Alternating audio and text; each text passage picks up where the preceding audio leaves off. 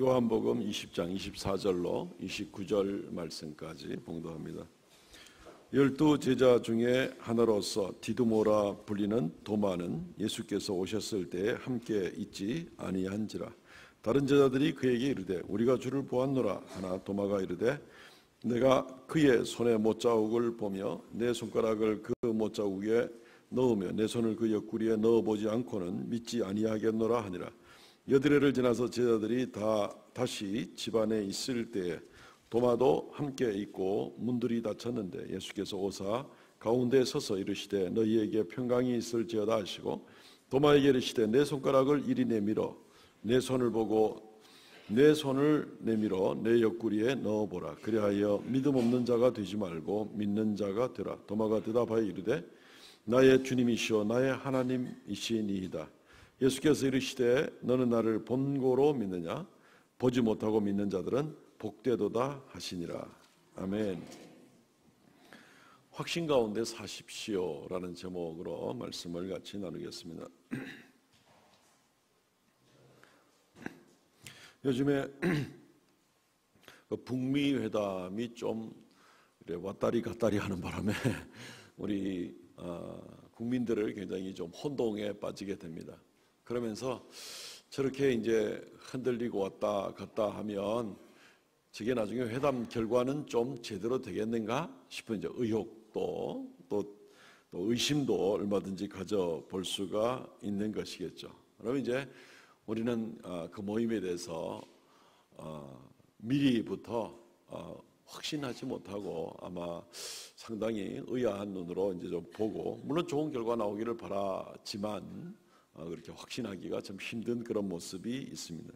사람의 일이라는 게 이제 얼마든지 그럴 수가 있죠. 예. 근데 우리가 매사에 우리가 어떤 일들에 대해서 확신하지 못하고 나가게 되면 좀 더 담대하게 의욕적으로 심지어는 자기를 희생하면서까지 그 일을 감당하기가 쉽지가 않습니다. 의심이라는 말은 여러 가지 면에서 굉장히 좋지 않은 그런 느낌을 줄 때가 참 많이 있죠. 예를 들어서 의처증이나 의부증이나 이런 일들이 만약에 가정에 있으면 그 가정이 굉장히 생산적이고 행복이 넘치기보다는 이제 어려운 일들이 많이 생기겠다 하는 이제 그런 모습을 우리가 충분히 생각이 되어지는 겁니다.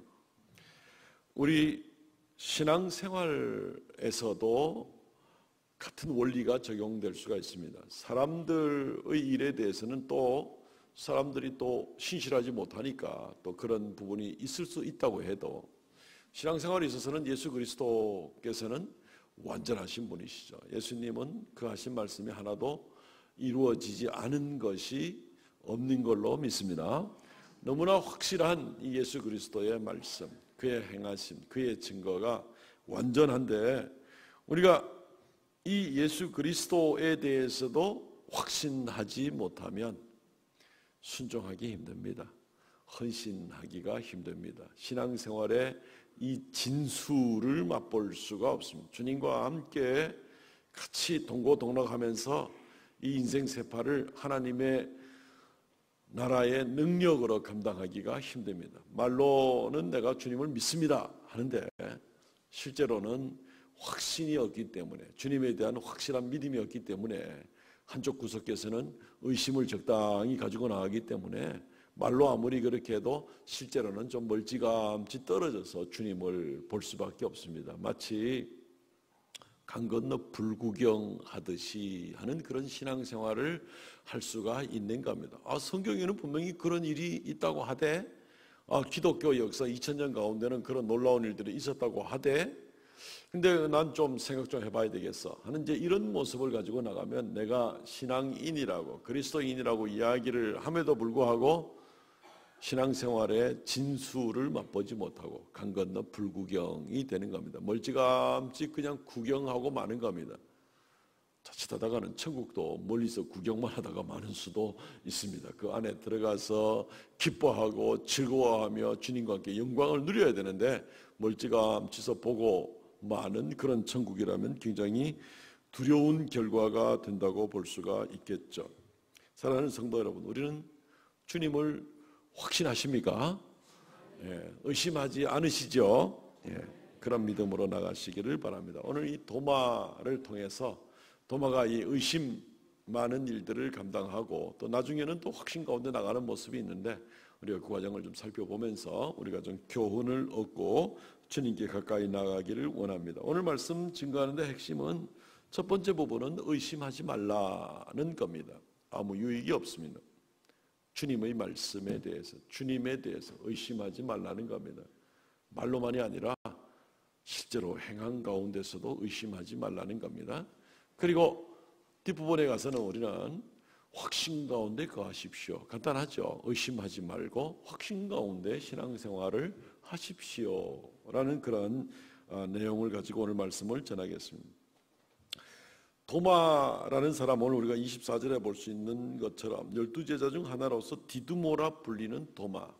이 디두모라는 말은 쌍둥이라는 뜻인데 아마 뭐 그 이름 뜻 가운데서 어떤 면에서는 도마의 성격이 좀 나오는 것도 같습니다. 그 마음속에 둘이 있는 것을 보게 되는 겁니다.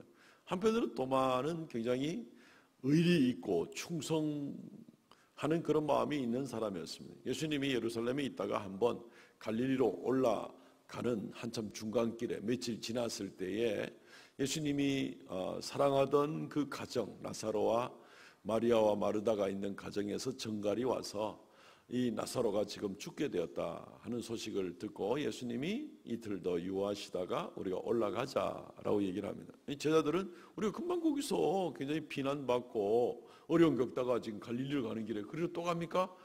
이거 죽으러 가는 거나 마찬가지죠. 이럴 때 이 도마가 요한복음 11장 16절 말씀에는 뭐라고 얘기를 하고 있는가 하면은 우리도 주와 함께 죽으러 가자 이런 얘기를 하는 것을 보게 됩니다. 굉장히 의리파죠.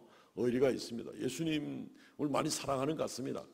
주님과 함께 주님이 죽으면 나도 죽고 하는 그런 정도의 열정을 가지고 있는 것 같습니다. 그런 도마가 오늘 우리가 읽은 성경 본문 가운데서는 믿음의 실패를 하게 됩니다. 예수님이 부활했다고? 나 그거 못 믿어. 내 손으로 만져보고 내 눈으로 보고 하기 전에 나 절대로 못 믿어.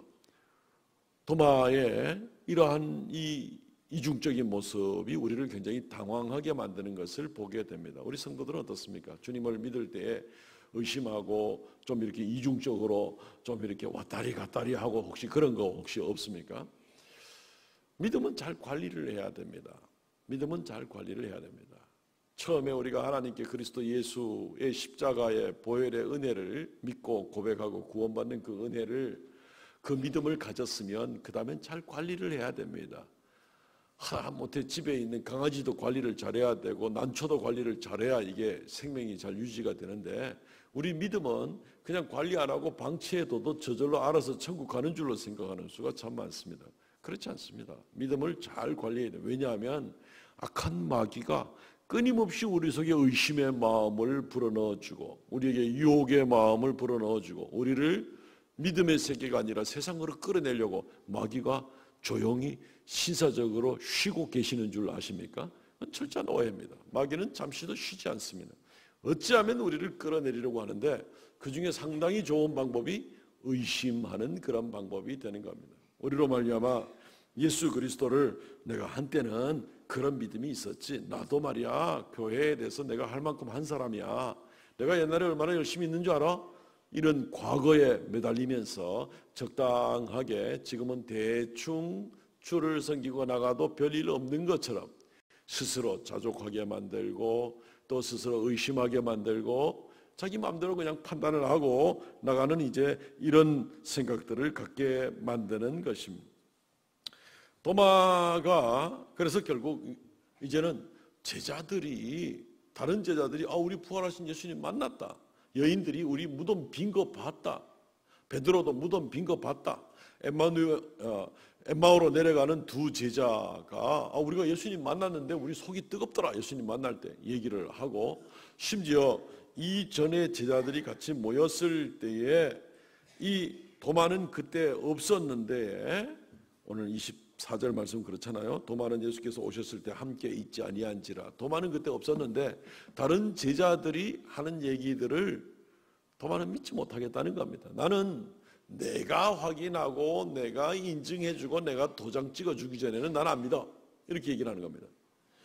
어떻게 생각하면은 도마의 생각은 상당히 현대적일 수도 있습니다. 과학주의 시대에 살고 있는 우리, 물증 중심으로 살고 있는 그런 우리 입장에서는 도마의 얘기가 그럴 수도 있지. 반드시 경험을 하고 반드시 눈으로 보아야 되고 만져보아야 되고 뭔가 분명히 증거가 있어야 그걸 받아들이지. 그거 어떻게 확실한 거 아니고서 어떻게 우리가 받아들일 수 있겠는가 생각할 수 있을지 모르겠습니다. 도마의 생각은 어떤 면에서 현대적이고 좀 더 문명이 발달한 사람의 생각같이 보여질지도 모릅니다. 그런데 중요한 것은 도마의 내면 속에 자기가 모든 것을 기준으로 하고 자기가 판단해야만 인정해 줄 수 있다는 겁니다. 제자들이 뭐라고 해도 나 못 믿겠다는 겁니다. 한 단계 더 나가서 예수께서 제자들과 함께 3년 동안 다니시면서 내가 예루살렘에 올라가서 십자가에 못 박혀 죽고 사흘 만에 다시 살아나리라 한 얘기도 못 믿는 겁니다. 다른 동역자들의 얘기도 못 믿고 예수님의 말씀도 못 믿고 나는 내 눈으로 봐야 예수가 얘기했든지 누가 얘기했든지 그때 내가 인정해 주겠다. 이러고 지금 앉아 있는 겁니다. 이 도마가. 얼마나 위험한 생각입니까? 그렇죠. 얼마나 쉽게 우리도 그렇게 나갈 수가 있습니까? 얼마나 쉽게 예수 그리스도의 말씀을 의심하고 예수 그리스도에 대해서 확신을 갖지 못하고 내 마음대로 판단하려고 할 때가 얼마나 많습니까? 도마는 오히려 제자들이 증거하는 우리가 주를 만났다, 부활하신 주를 만났다고 하는데도 오히려 그 제자들이 뭐라고 얘기하든지 간에 자기 주장을 펼치면서 오히려 큰 소리를 치면서 내 눈으로 보고 내 손으로 만지기 전에는 난 안 돼, 인정 못해 라고 나가는 그런 모습을 보게 되는 겁니다. 어떤 면에서는 도마의 이러한 신앙생활의 모습은 믿음 따로 그리고 예수 그리스도를 인정하고 동행하는 것 따로 말은 분명히 믿는다고 얘기는 하는데 내가 예수님이 제자라고 말을 하지만 실제로는 예수님을 믿는 흔적이 나타나지 않아요. 예수님은 믿는데 예수님의 말은 못 믿어. 이게 지금 말이 된다고 생각하십니까? 예수님은 믿는데 내가 예수님이 제자고 예수님은 믿는데 예수님 말은 못 믿어. 말이 안 되는 얘기죠. 이때부터의 모습은 굉장히 신앙생활이 겉돌기 시작을 하는 겁니다. 우리 성도들의 신앙생활에도 내가 예수는 믿는데 예수께서 기록하신 말씀은 내가 좀 봐야 되겠어. 내 눈으로 결과를 봐야만 내가 인정하지 그 외에 내가 잘 쉽게 인정이 안 돼. 그때부터는 신앙생활이 아닙니다. 그때부터는 그냥 관습입니다. 주일마다 교회에 오는 관습. 그냥 매주 교회 가니까 이번 주도 교회 가는 겁니다. 주님을 믿노라 하면서 주의 말씀을 전혀 믿음으로 받아들이지 않고 계속 의심하고 자기 마음대로 내가 인정해 줘야 된다는 그런 자기 중심의 믿음이라는 것은 하나님이 주시는 것이 믿음입니다. 믿음은 내가 판단하고 내가 인정해가지고 그 다음에 믿음이 되는 게 아니고 하나님이 주시는 게 믿음입니다. 하나님이 내게 더 많은 믿음 주시도록 내가 더 주님을 사모하고 나가는 그런 모습이 있어야 되겠죠. 조심하셔야 됩니다. 이게 별 차이 없는 미묘한 것 같지만은 이것이 내 중심으로 되게 되면은 우리는 신앙생활이 아니라 관습적으로 교회에 나가는 사람이 되기가 쉽습니다. 굉장히 조심해야 됩니다. 그러면 하나님 앞에 어떤 경험 있는 삶을 어떻게 주님과 동행하는 삶을 살아가겠습니까? 도마가 왜 이렇게 됐을까? 한때 열정이 있는 사람인데 왜 이렇게 됐을까? 아마 도마는 주님 앞에 모이기를 소홀히 했던 그런 특징이 있을 것 같습니다. 도마의 원래 습관이 그렇다 하고 이렇게 성경이 말하고 있지 않지만 오늘 우리가 읽은 말씀 가운데도 다른 제자들은 예수님 십자가에 달리신 이후에도 모여서 주님의 말씀이 어떻게 이루어지는가 또 우리가 두렵기도 하고 막 이러면서 막 이러고 있을 때 도마는 어디 갔다가 나타나질 않습니다. 지금 한참 지난 다음에야 나타나게 되는 겁니다. 제자들이 처음 모였을 때 예수님이 거기 나타났습니다. 그때 도마는 거기에 없었습니다. 오늘 24절 말씀에도 보면은 이 제자들이 또 모여서 이야기를 하는데 25절로 내려가면서 보면은 제자들이 모여서 이야기를 하고 우리가 예수님 만났다 얘기하는데 도마는 거기에 나타나서 내가 못 봤으니까 못 믿겠다라고 얘기를 하게 되는 겁니다. 그리고 여드레가 더 지나서 도마도 있는 자리에 제자들이 다 모였을 때 예수님이 다시 나타나게 됩니다. 그래서 도마들어 너는 네 손으로 만지고 네 눈으로 보아야만 믿는다고 하느냐. 도마가 믿음 없는 것을 주님이 오히려 책망합니다. 보지 못하고 믿는 자가 더 복되도다라고 이렇게 이야기를 하게 되는 겁니다. 사랑하는 성도 여러분, 우리가 이런 부분들을 한번 좀 생각을 해보시기를 바랍니다. 우리가 하나님 말씀을 사모하여 교회에 옵니다. 가능한 좀 자주 오셨으면 좋겠습니다.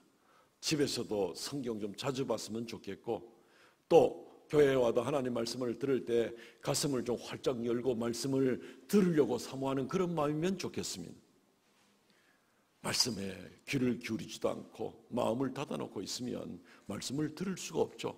근데 믿음이 자라나려면, 믿음은 보는 것을 통해서 우리에게 오는 게 아니라 믿음은 들음에서 오지 않습니까? 믿음은 들음에서 나고 들음은 그리스도의 말씀으로부터 말미암느니라. 그렇게 말씀이 기록하고 있지 않는가요?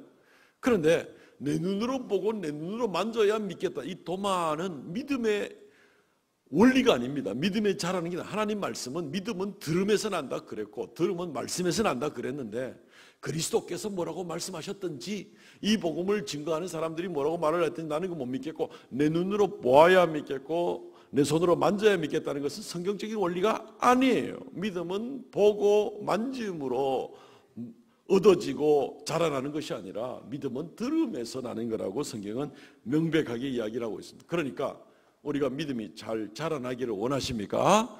그러면 하나님 말씀을 들을 수 있는 자리에 열심히 나와야 됩니다. 마음을 열고 그 말씀이 내게 들어오도록 사모해야 되는 겁니다. 예배의 시간에 열심히 빠지지 말고 나와야 되고, 말씀을 더 들을 수 있는 기회가 있으면 그 기회를 놓치지 말도록 애를 써야 됩니다. 기도의 자리에도 열심히 나와야 됩니다. 그렇게 주님을 사모할 때 들음에서 그리스도 예수의 말씀이 증거되고, 그 가운데 수많은 예수께서 행하신 일들과 하나님의 사랑이 어떠한가, 주님의 능력이 어떠한가, 주님의 뜻이 어떠한가, 이런 것들을 계속해서 우리가 듣고 배우고 또 익숙하게 하고, 그로 말미암아 내가 하나님을 더 의지해보고 이러는 가운데 우리의 믿음이 자라나는 거죠. 각각이 자라나는 방법이 다르잖아요. 식물을 키울 때 창문 열어놓고 물 주면 잘 자라게 될 수가 있겠죠. 믿음은 창문 열어놓는다고 우리 믿음이 자라지는 않습니다. 믿음은 우리 눈으로 본다고 자라는 것도 아닙니다. 믿음은 내 손으로 만진다고 자라는 것도 아닙니다. 믿음은 말씀으로 말미암아 믿음이 자라나게 되는 겁니다. 그러니까 말씀을 사모하고 간절한 마음으로 주님께 나오기를 애쓰지 않고서야 어떻게 믿음이 자라날 수 있습니까? 방법이 없는데 뭘 모르는 거예요. 우리가 올해도 표로 삼고 표 구절로 삼는 것이 히브리서 10장 22절로 25절 말씀이 됩니다. 24절 25절 서로 돌아보아 사랑과 선행을 격려하며 모이기를 피하는 어떤 사람들의 습관과 같이 하지 말고 오직 그날이 가까움을 볼수록 더욱 그리하자. 모이기를 열심히 하자는 겁니다. 모여서 그냥 놀자가 아니라, 모여서 사람들끼리 그룹을 지어가지고 친한 사람들끼리 만나자는 게 아니라, 왜 모입니까? 모여서 하나님 말씀 사모하고 믿음을 서로 권하고 하나님 앞에 서로 간증하고 하나님께 영광 돌리기 위해서 모이는 거죠. 그 가운데 우리의 믿음, 나도 한번 그렇게 해보고 내 생애 가운데 간섭하시는 하나님을 체험해보고, 그렇게 믿음이 자라나게 되는 거죠. 하나님에 대한 관심도 없고 말씀에 대한 사모함도 없고 모임에 열심을 갖지도 않고 이러면서 그냥 뒤에서 내 마음대로 모든 걸 판단하고 옳고 그러고, 말씀마저도 그냥 내가 믿을 건 믿고 내가 안 믿을 건 안 믿고 내 마음대로 결정하는 이런 모습일 때는 그건 그냥 네가 복음이죠. 네가 복음, 지가 복음이든지. 예. 그렇게 해서는 믿음이 자라는 게 아니에요. 그건 성경적인 원리가 아닌 겁니다. 우리가 예수 그리스도를 믿는 것은 물론 아무 증거도 없이 맹신하는 것은 아닙니다. 그렇다면 그런 줄 알지 뭐가 말이 많아, 이런 게 우리의 믿음이 아닙니다. 그렇다면 우리가 모든 걸 다 눈으로 보고 다 경험을 할 수 있습니까? 그렇지 않잖아요. 주님께서 우리에게 보여주시기 위해서 다시 십자가에 달려야 됩니까? 주님께서 우리에게 보여주기 위해서 무덤 문이 다시 열려야 됩니까? 주님께서 우리에게 보여주시기 위해서 무덤에서 나온 다음에 우리에게 눈에 보이는 그런 모습으로 보여져야 됩니까? 한도 끝도 없는 일이잖아요. 어떻게 그렇게 될 수가 있어요? 단번에 영원한 제사를 지내신 분께서 다시 십자가에 올라가야 됩니까? 내 경험과 내 기준의 그 판단력을 만족시키기 위해서 그래야 됩니까? 그렇진 않죠. 주님께서 그 방법을 쓰지는 않으시지만 수도 없이 주님께서 십자가에 달리신 일과 부활하신 일과 여전히 살아계셔서 우리와 함께 하신 수도 없이 많은 증거들이 있잖아요. 그걸 우리가 어떻게 체험을 할 수 있습니까? 들음에서 나오는 겁니다. 말씀 가운데 나오는 겁니다. 여러 형제들의 간증 가운데 우리가 체험할 수 있는 겁니다. 나도 그렇게 내 자신을 맡겨봄으로 주님께서 나와 어떻게 함께 하시는지를 체험하고 나도 간증할 수가 있게 되는 겁니다. 그 다른 형제를 또 붙잡아 세울 수가 있는 겁니다. 그렇기 때문에 어떤 면에서는 이 경험주의 위주로 나가야만 나간다, 내가 믿어주겠다라는 것은 굉장히 위험한 그런 생각일 수가 있는 것입니다. 그것은 믿음의 기준이 자기 자신입니다. 우리는 성경에서 분명히 배울 때 믿음은 주님께서 은혜로 내게 주시는 걸로 아는데, 내 기준을 가지고 이 방법이 만족될 때 내가 믿어주겠다는 얘기는 자기가 믿음의 주체가 되고 자기가 기준이 됩니다. 굉장히 위험한 생각일 수가 있는 것입니다. 조심해야 됩니다. 사랑하는 성도 여러분, 그러므로 말씀을 사모하십시오. 열심히 모이기를 애를 쓰십시오. 피차에 권면하고 격려하고 믿음을 서로 세워나가도록 그렇게 수고하십시오. 그렇게 우리의 믿음이 자라나게 되는 겁니다. 도마가 예수님을 말씀을 믿는 것보다도 자기 눈으로 보는 것을 더 신뢰를 하는 그런 모습 때문에 내 눈으로 보기 전에는 못 믿겠다라는 이제 이런 말들을 하게 되었는데, 실제로 이것은 굉장히 성경의 원리도 아닐 뿐더러 굉장히 빈약한 그러한 자기 기준인 것을 우리는 보게 되는 겁니다. 우리 성도들은 어떻게 됩니까? 우리도 내 눈으로 다 봐야 믿습니까? 아니면 달리 말해 봅시다. 우리 성도들은 보는 건 다 믿습니까? 보는 거는 진짜 다 사실로 믿습니까? 이걸 봤으니까 믿죠. 제가 한번 테스트 삼아 한번 질문을 해보겠습니다. 여러분, 하늘 아시죠? 하늘이 무슨 색깔입니까? 네. 아마 몇몇 분은 하늘이 무슨 색깔인지 아는 분 같은데 대부분은 하늘이 지금 무슨 색깔인지 모르는 것 같아요. 왜 대답을 안 하시는 거 보니까. 하늘도 안 쳐다보고 그냥 땅만 열지. 땅 색깔은 내가 알겠는데 하늘 색깔은 잘 모르겠다. 혹시 그런 생각을 가시는지 모르겠습니다. 예. 하늘이 무슨 색입니까? 일부 예배 때 한번 그래 물으니까 저 질문에 뭐 함정이 있나 싶어가지고 조심해서 대답을 안 하는 분들이 많더라고요. 저는 대부분 질문할 때 그렇지만 미리 답을 알려드리고 질문을 합니다. 하늘이 무슨 색입니까? 하늘색입니다. 예, 하늘은 하늘색입니다. 그 실제로 색깔 중에서도 그 스카이 블루라는 게 있잖아요. 하늘색 나는 파란색, 그런 색을 우리가 스카이 블루라고 얘기를 하죠. 하늘은 하늘색입니다. 참 정말 맑은 푸르스름한 그 빛을 우리가 하늘색이라고 그럽니다. 근데 정말 하늘이 파란색입니까? 정말 그런 색인가요? 무색입니까? 저 잘 모르겠습니다. 안 보입니다. 어쨌든 사실은 하늘색, 파란색은 아니죠. 태양빛이 들어오면서, 과학자들의 얘기를 빌리면 태양빛이 들어오면서 지구에 무슨 뭐 오존층이니 뭐 대기권을 뚫고 들어오면서 여기에 뭐 빛이 뭐 산란되고 반사가 되고, 그 중에서 파란 색깔이 우리 눈에 제일 많이 들어오게 되기 때문에 우리 눈에 파란색으로 보인답니다. 우리 눈으로 보는 파란색하고 실제 하늘색은 완전히 다른 거예요. 그러면 다른 질문 한번 해보겠습니다. 바다는 무슨 색입니까? 바다색이라고 또 하실 것 같습니다. 근데 실제로 바다색은 없어요. 그죠? 우리 초등학교 아이들한테 물어봐도 바다색이 있어요, 그거? 바다는 초록색도 되고, 파란색도 되고, 검은색도 되고, 정말 다양한 색깔이 나오는 것 같아요. 그게 우리 눈에 보이는 겁니다. 근데 바다가 정말 파란색이고, 초록색이고, 검은색이에요? 실제로는 그렇지 않습니다. 사실은 그게 아닙니다. 바다도 역시 색깔이 없습니다. 역시 그것도 빛이 뭐 굴절되고 반사되고 이래가지고 우리 눈에 그렇게 보이는 것 뿐이지 실제로는 그런 색이 없습니다. 눈에 보이는 거 어떻게 다 믿어요? 눈에 보인다고 사실도 아니고. 주님은 이런 불확실한 방법으로 우리의 믿음이 자라나게 되기를 원치는 않는 것입니다. 우리 그리스도인들은 믿음으로 세상을 봅니다.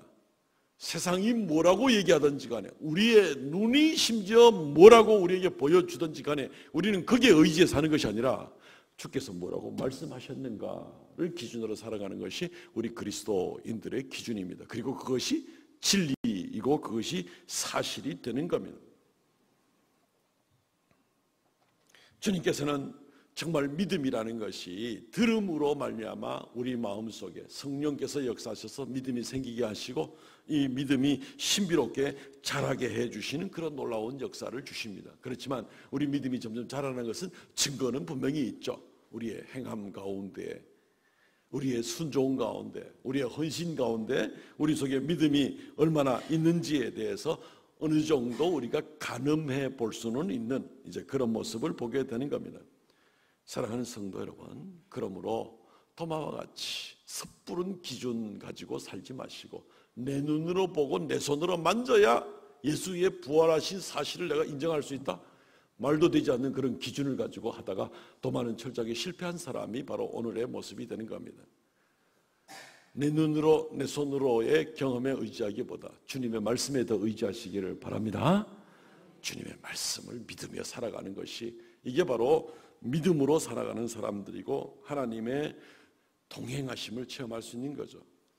이런 자기 기준 또는 이런 의심을 가지고 나가는 사람들의 결과는 무엇입니까? 아무것도 얻지 못한다는 겁니다. 주님 앞에 온전히 인정받지도 못합니다. 주님께서 도마를 분명하게 말해주고 있습니다. 너는 이래 가지고 보고 만지고 그래서야 겨우 믿음이 생기느냐? 보지 못하고 믿는 자는 더 복되도다. 보지 못한 사람은 어떻게 믿어요? 들음으로써 믿는 자는 더 복되도다. 예수님의 십자가 사건이 오래전의 일이지만 이 십자가 사건을 믿고 부활을 믿는 여러분들에게 주의 은혜가 넘치시기를 축원합니다. 우리는 그 사건 보지 못해도 우리는 믿습니다. 우리는 주님 앞에 칭찬 들을 수 있을 것 같습니다. 그렇지만 의심하는 사람은 아무것도 얻지 못합니다. 야고보서 1장 6절과 7절 말씀에 보면 오직 믿음으로 구하고 조금 더 의심하지 말라. 의심하는 자는 마치 바람에 밀려 요동하는 바닷물결 같으니 이런 사람은 무엇이든지 주께 얻기를 생각하지 마라. 주님께 기도할 때 제발 부탁합니다. 의심하지 마십시오. 주님께 기도할 때 의심하지 마십시오. 주님께 기도할 때 확신 가지고 기도하십시오. 우리 주님이 얼마나 신실하신 분이고 우리를 위해 목숨까지 주신 그 주님을 할 일이 없어가지고 그분을 의심하고 살아가세요? 그렇게 하지 마십시오. 아무것도 얻지 못합니다. 주님께서 얼마나 나를 사랑하시는데, 나보다 나를 얼마나 더 사랑하시는데 아무것도 얻지 못한 사람에게도 신실한 사람을 우리가 의심할 때에는 참 부끄러워질 때가 참 많죠. 뻔뻔한 사람들이야 뭐 정치가에서 주로 그런 얘기 나오지만 마음대로 비난해놓고 마음대로 의심해놓고 나중에 아닌 게 밝혀지면 뭐라 그럽니까? 아니면 말고. 세상에 그런 무책임하고 비인격적이고 교양 없는 그런 행동은 있을 수가 없습니다. 우리가 사람에게도 신실한 사람에게 우리가 함부로 의심하면 남는 게 없습니다. 부끄러움밖에 없습니다. 어떤 젊은 여자분이 외출했다가 집에 돌아가는 길에 아파트 앞에서 보니까 이동식 과일 장사를 하고 있는 분을 보게 되었습니다. 그래서 이제 우리 집 가족들에게 좀 과일을 좀 먹였으면 좋겠다 해서 그분한테 사과 한 박스 그리고 수박 큰 거 한 통 이래가지고 샀습니다. 그래가지고 우리 집 몇 동 몇 호니까 그걸 좀 갖다 주세요 했습니다. 이분이 사인펜으로 열심히 이렇게 적었습니다. 그리고 돈도 지불했습니다. 그래서 집에 가서 언제 이게 도착하지 생각하고 있을 때 시간이 안만 지나가도 별로 도착이 되지를 않는 겁니다. 슬슬 의심이 생기기 시작을 합니다. 아니 내가 돈까지 다 줬는데 그 양반이 내 돈 띠먹은 거 아니야? 이런 식의 생각이 드는 겁니다. 그러다가 비가 또 쫙 쏟아집니다. 그러니까 이제 마음이 더 의심이 들어서 그 사람 정말 나쁜 사람이네 하는 생각까지 이제 막 가지게 됩니다. 저녁 늦게 된데도 안 갖다 줍니다. 그래서 아이고 이제 돈 띠겠구나 하는 생각을 가지고 포기하는 마음을 갖습니다. 그 다음 날 되었습니다. 오후쯤 되었을 때 어떤 사람이 문을 두드립니다. 땀을 뻘뻘 흘리고 좀 지친 듯한 얼굴로 문을 두드리게 됩니다. 이 여인은 굉장히 이제 화가 났습니다. 왜냐하면 바로 그 사람이 바로 그 과일 장수 아저씨였기 때문에 그렇습니다. 아니 이제 갖다 주는 게 어디 있어요? 하고 이제 굉장히 화를 내게 되는 거죠. 그러니까 그 사람이 하는 말이 정말 죄송합니다. 늦어서 죄송합니다. 사실 어제 장사하고 좀 더 하고 이렇게 갖다 드리려고 했는데 그냥 비가 쏟아지는 바람에 제가 그 받아 적은 아파트 동수, 호수가 다 지워지고 제일 끝에 3자 하나밖에 안 남았습니다. 그래서 온 아파트 단지의 3자가 끝으로 되는 그 호수마다 집집마다 다 들고 돌아다닌다고 어제 밤늦게까지도 못 찾고 그래서 오늘 이렇게 들고 오게 되었습니다. 이런 얘기를 했다는 거예요. 그러니까 이 여인은 자기가 막 화를 내고 뭐 그런 근거도 조금은 있을 수는 있겠지만 어쨌든 막 화를 내고 무례하게 대한 것이 굉장히 부끄러워졌다 하는 이제 그런 얘기가 있습니다. 사람에게 있어서도 우리가 때때로 섣불리 판단할 때 정말 미안한 일들이 생길 수가 있습니다. 의심하고 이럴 때 그럴 수 있습니다. 근데 우리 주님은 어떻습니까? 우리 주님은 가장 신실한 사람과도 비교할 수 없을 정도로 우리 주님은 완벽하신 분 아닙니까? 그분의 하신 말씀이 하나도 이루어지지 않은 말씀이었고 그분의 증거가 진실이 아닌 것이 하나도 없고 그분의 모든 역사가 실제적인 결과로 드러나지 않은 것이 없는데 우리가 할 일이 없어서 예수 그리스도를 의심하고 있겠냐는 말입니다. 아무것도 얻지 못합니다. 기도할 때 확신 가지고 기도하시기를 바랍니다. 이제부터는 우리 사랑하는 성도들께서는 확신 가운데 살아가시기를 바랍니다. 확신 가운데 살아가면 의심 가운데 주님께 나오는 자들이 아무것도 얻지 못하는 것과는 달리 확신 가운데 나오게 될 때 주님 앞에 많은 유익이 있습니다. 주님의 참된 제자가 될 수가 있습니다. 비록 때늦은 감은 있어도 이 도마가 예수 그리스도를 확신하고 고백을 하죠. 나의 주 나의 하나님이십니다. 주님께 책망은 받았어도 어쨌든 도마는 그때로부터 신실한 제자가 된 것 같습니다. 신약 성경의 정경은 아니지만 외경 가운데 도마복음서라는 게 있는데 그 도마복음서에 보면은 이 도마는 나중에 복음 전도 삶을 감당하고 결국 인도까지 가서 전도하다가 거기서 순교하였다 하는 그런 기록이 있게 됩니다. 예수 그리스도에 대해서 확신을 가지고 나가니까 그분의 약속하신 죄 용서와 구원과 영생과 영광과 하나님 나라와 이 모든 것들에 대해서 이제는 확신하게 되니까 땅에서 더 이상 자기 영광을 구할 일이 없는 겁니다. 더 이상 의심할 일도 없는 겁니다. 목숨도 아까워하지 않는 겁니다. 어디까지 가가지고 평생의 그 목적을 가지고 헌신하는 그런 도마의 모습을 보게 됩니다. 제자가 제자 되게 만들어주고 있습니다. 예수 그리스도에서 확신하고 나감으로 주님께 정말 인정받는 그런 귀한 제자가 되시기를 바랍니다. 확신하면 우리의 신앙생활에 순종이 가능하게 됩니다. 의심하면 아무것도 순종하지 못합니다. 말로는 내가 믿는다고 하면서도 마음속으로 의심하면 몸을 사리게 됩니다. 뒤로 물러가게 됩니다.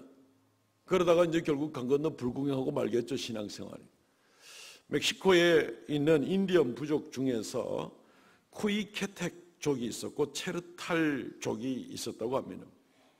선교사들이 여기에 복음을 전하러 갔습니다. 그런데 그 원주민들의 말들을 연구하고 이렇게 배우는 과정 가운데 보니까 그 이 두 인디안 부족에게 있어서는 믿는다는 말과 순종한다는 말이 같은 단어를 쓰더라는 겁니다. 선교사들은 이제 문화적으로 많이 발달한 그런 나라에서 이제 갔기 때문에 이 선교사들이 생각할 때는 이 부족은 아직 언어가 좀 덜 개발이 되고 덜 발전이 되어 가지고 그래서 그냥 이 한 단어에다가 두 가지 뜻을 같이 넣어가지고 쓰는구나 이렇게 생각해. 이건 당신들의 언어가 아직 발달이 안 돼서 이 구별이 안 된 겁니다. 이제 이렇게 이야기를 했다는 겁니다. 그러자 이 부족의 인디언들이 하는 얘기가 이 선교사들의 말에 이제 반대하면서 오히려 이상하게 생각을 하고 이야기를 하더라는 겁니다. 아니 생각해 보십시오. 믿으면 순종하는 것이 당연하지 않습니까? 그리고 순종한다는 얘기는 그 말을 믿는다는 전제가 있으니까 이것이 되는 것이 아닙니까? 그런데 이거를 굳이 구별한다는 것이 이게 오히려 더 이상하게 들리는데요? 라고 이렇게 인디언들이 그렇게 이 얘기를 했다는 겁니다. 사실 맞는 말이죠. 우리가 그리스도 예수의 말씀을 있는 대로 믿고 확신하고 받아들이면 순종할 수 있습니다. 두려워하지 않을 수 있습니다. 담대하게 자기를 희생하면서도 주님께 달려갈 수가 있습니다. 근데 의심하면 뒤에 딴 생각이 있기 때문에 절대로 헌신하고 자기를 희생하고 주님께 전적으로 맡기고 나갈 수가 없는 거죠. 한쪽 다리로 이래 맡기는 것 같아도 다른 쪽 다리는 다른 데 걸치면서 맡길 수가 없는 겁니다. 성경의 구약 성경은 대부분이 히브리어로 되어 있습니다. 그 외에 다른 언어들도 섞여 있지만 대부분은 히브리어로 되어 있습니다. 근데 이제 구약 성경이 히브리어가 구약의 39권이 이제 두툼한 책이지만은 이 책이 쓰여지는 데 있어서 기본적인 단어는 한 7, 8천 개밖에 쓰이지를 않았습니다. 아이고 두꺼운 책을 어떻게 7, 8천 개의 단어 가지고 다 쓰지 싶은 생각을 할 수 있습니다. 7, 8천 개의 단어가 기본이 되고 여기서 파생되어 가지고 여러 가지 이제 수만 단어가 이렇게 쓰이게는 되는 그런 셈이 되는 겁니다. 그런데 이 히브리어에서도 듣는다는 말과 순종한다는 말은 같은 단어를 씁니다. 우리가 혹시 한국에서도 기독교계에서 우리가 쉽게 들어볼 수 있는 대로 뭐 쉐마 교육 들을 수 있는데 이 쉐마 교육은 이제 명령형이고 듣는다 하는 말은 샤마라는 말을 씁니다. 샤마. 근데 이 샤마 듣는다는 말은 곧 순종한다는 의미를 같이 가지고 있습니다. 하나님께서 이 언어를 사용을 해서 구약 성경을 기록하게 했죠. 하나님이 선택한 그 언어에도 결국 듣는다는 말과 순종한다는 말은 같은 단어를 쓰더라는 겁니다. 근데 우리말로 우리가 이것을 굳이 구별해서 순종과 믿는 것을 다른 것으로 혹시 구별하고 싶으십니까? 믿는 자는 순종합니다. 확신하는 자는 순종합니다. 순종하지 않는 자는 확신하지 않는 겁니다. 이것은 떼어서 생각할 수 있는 부분이 아닌 것입니다. 그러므로 사랑하는 성도 여러분, 확신 가운데 신앙생활을 감당하시기 바랍니다. 그러면 주의 말씀에 순종할 수가 있습니다. 무조건 주의 말씀을 믿고 한번 자신을 맡겨보시기 바랍니다. 그러면 놀라운 역사가 일어나게 됩니다. 확신 가운데 살면 그 외에 여러 가지 유익이 있습니다. 승리하는 생활을 하게 됩니다. 주님께 자신을 맡기고 의지하면서 주님께서 어떻게 역사하시고 어떻게 간섭하시는가를 체험하게 됩니다. 점점 믿음이 많이 자라나게 됩니다. 확신 가운데 살면 환난이 닥쳐도 두려워하지 않습니다. 확신 가운데 살면 기쁨을 잃어버리지 아니하고 살아갈 수가 있습니다. 확신 가운데 살면 교회에 헌신할 수가 있습니다. 확신 가운데 살면 전도할 때 담력을 가지고 나갈 수가 있습니다. 확신 가운데 살 때에 얼마나 우리가 담력을 가지고 세상에서 승리하고 살 수 있는지 모릅니다. 의심하면 아무것도 할 수가 없습니다. 말로 아무리 아니라고 해도 그것은 소용이 없습니다. 그것이 성경적인 원리이기 때문에 그렇습니다. 말씀을 맺겠습니다. 사랑하는 성도 여러분, 우리는 의심을 가지고 신앙생활을 할 것입니까? 확신을 가지고 살 것입니까? 이스라엘 백성들이 출애굽할 때에 출애굽한 지 한 1년 반쯤 지나게 되었을 때에 가나안 땅에 정탐꾼을 12명을 보냈죠. 40일간 정탐하고 돌아와서 그 중에 10명은 의심하는 사람이 되었고 2명은 확신하는 사람이 되었습니다. 그런데 이 10명의 목소리가 커서 하나님이 모세를 통하여 약속하신 것까지 다 덮어버리고 이 10명의 말에 의해서 이스라엘 회중 전체가 흔들려 버리는 것을 보게 됩니다. 그리고 그 하나님 말씀을 의심한 그 일 때문에 이스라엘 백성은 40년 동안 광야에서 헤매게 됩니다. 에집트에서 나온 이스라엘 백성들 중에 20세 이상의 남자들은 그 40년 동안 광야에서 다 죽어버리고 맙니다. 하나님이 약속했지만 이 약속을 믿지 않고 의심하고 눈에 보이는 것만 쫓아나갔기 때문에 결국 하나님의 약속을 보지 못하고 가나안 땅에 들어가지 못하고 광야에서 다 죽고 맙니다. 두 사람 여호수아와 갈렙은 눈에 보이는 것보다 하나님의 약속을 더 믿었기 때문에 가나안 땅에 덩치 큰 아말렉 족속에 있어도 하나님의 약속이 있기 때문에 우리는 반드시 점령하고 우리 것이 될 수가 있다라는 그런 확신 가운데 나갔을 때 그 두 사람은 가나안 땅에 들어갈 수가 있게 되었습니다. 그들의 인도를 받아서 이제는 온 이스라엘 백성들이 같이 확신 가운데 나가게 됩니다. 요단강 건너서 첫 번째 점령해야 될 도성이 여리고성이죠. 그런데 여리고성 점령 직전에 할례를 받으라고 합니다. 남자들이 7일 동안 전부 다 괴롭게 시간을 보내야 되는 그런 일을 행하라는 겁니다. 말이 안 되는 명령입니다. 그런데 하나님 말씀이니까 진행을 하는 것을 보게 됩니다. 그 다음에 여리고성을 하루에 한 바퀴씩 돌고 1회째 되는 날은 7바퀴 돌라고 얘기합니다. 그리고 소리를 지르라고 얘기를 합니다. 역시 말이 되지 않는 얘기입니다. 그런다고 해가지고 성이 무너질 일이 뭐 있겠습니까? 그런데 하나님 말씀을 그래 하셨기 때문에 그렇게 확신을 가지고 순종하고 나가게 되었습니다. 그리고 여리고성은 무너지게 된 겁니다. 가나안 정복은 그렇게 이루어지게 된 겁니다. 확신 가운데 살 것인가, 의심 가운데 살 것인가. 이것은 우리의 신앙생활 전체를 좌우하는 중요한 그런 시금석이 될 겁니다. 우리가 어떻게 살아가게 될 것인가. 사랑하는 성도 여러분, 오늘 말씀을 통해서 우리가 모이기를 힘쓰시기 바랍니다. 하나님 말씀을 사모하시기 바랍니다. 그래서 확신 가운데 사시기를 바랍니다. 평생에 예수 믿으면서도 한쪽 골석에서 의심하고 불순종하고 나가면서 아무것도 얻지 못하는 그런 의미 없는 껍데기 신앙생활이 아니라 하루하루 순간순간 주님을 전적으로 신뢰하고 확신하고 나감으로 매일매일 꽉 찬 신앙생활, 하나님의 능력과 함께 하시며 놀라운 은혜가 가득한 그런 신앙생활, 이 가운데 주님 앞에 이 한 주간도 살아가시는, 그래서 다음 한 주간, 다음 주에 주 앞에 나왔을 때는 하나님께서 이렇게 함께 하셨느라고 놀라운 역사를 서로 간증하는 놀라운 역사가 일어나기를 주의 이름으로 축원드립니다. 아멘. 통성을 같이 한번 기도하겠습니다. 주 하나님, 우리의 마음속에 세상의 합리주의,